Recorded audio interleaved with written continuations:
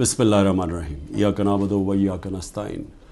मेरे पाकिस्तानियों, जब तक ये पैगाम आप तक पहुँचेगा मुझे ये अरेस्ट कर चुके होंगे और मैं जेल में होऊंगा। तो मेरी आपसे सिर्फ एक ही रिक्वेस्ट है, अपील है कि आपने घरों में चुप करके नहीं बैठना। मैं ये जो जद्दोजहद कर रहा हूँ ये अपनी ज़ात के लिए नहीं कर रहा, ये अपनी कौम के लिए कर रहा हूँ, आपके लिए कर रहा हूँ, आपके बच्चों के मुस्तकबिल के लिए कर रहा हूँ। अगर आप अपने हकूक़ के लिए नहीं खड़े होंगे आप ग़ुलामों की ज़िंदगी गुजारेंगे, और ग़ुलामों की कोई ज़िंदगी नहीं होती। ग़ुलाम ऐसे होते हैं जैसे चूंटियाँ ज़मीन पे होती हैं, उनके ऊपर परवाज़ नहीं होती।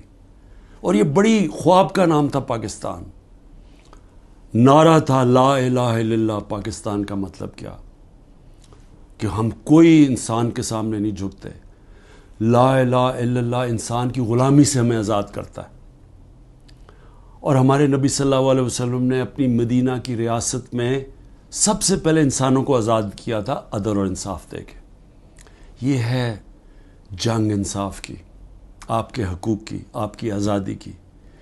और कभी भी याद रखें, कोई आज़ादी प्लेट में रख के नहीं देता।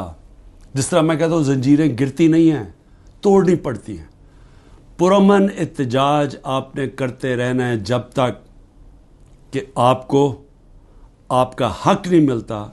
और वो सबसे बड़ा फंडामेंटल राइट है वोट के ज़रिए अपनी हुकूमत मुंतखब करना, ना तो किसी और कोई कब्ज़ा ग्रुप इस मुल्क के ऊपर कब्ज़ा करके बैठ जाए जो आज कब्ज़ा करके बैठा हुआ है।